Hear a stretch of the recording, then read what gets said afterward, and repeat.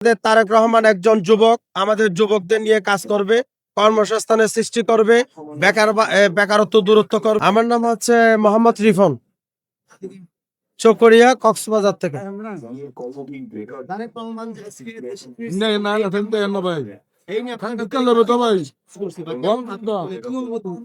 আমাদের অনুভূতি হচ্ছে তারেক রহমান, আমরা অনেক প্রত্যাশা ছিলাম তারেক রহমান আসবে বীরের বেশে। সেই বীরের বেশে আজকে আমরা ওনাকে বরণ করার জন্য আমরা কক্সবাজার জেলা থেকে লোকজন নিয়ে এখানে এসেছি।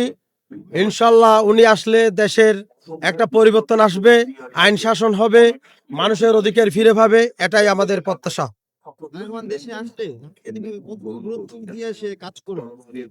ইনশাল্লাহ উনি দেশে আসলে অবশ্যই রাজনৈতিকভাবে প্রভাব পড়বে। বিএনপির প্রধানমন্ত্রী হিসেবে আমরা পাবো, দেশের উন্নয়নের অগ্রযাত্রা ঠিক থাকবে ইনশাল্লাহ। অবশ্যই শিক্ষার ব্যবস্থা উন্নয়ন হবে, মানুষের বাংলাদেশের শিক্ষার মান বেড়ে যাবে, এটাই আমরা প্রত্যাশা করতেছি।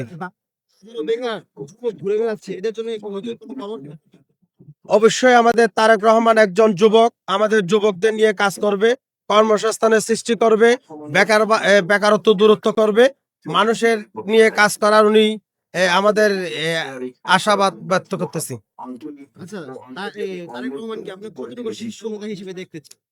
আমাদের বিএনপির মধ্যে সর্বোচ্চ শীর্ষ নেতা হিসেবে আমরা দেখতেছি।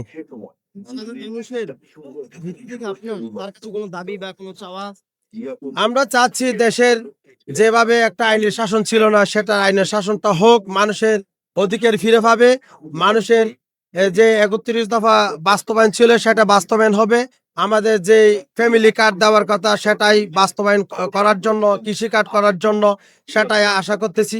অবশ্যই উনি এটা আমাদের জন্য করবে। ধন্যবাদ। আসসালামু আলাইকুম।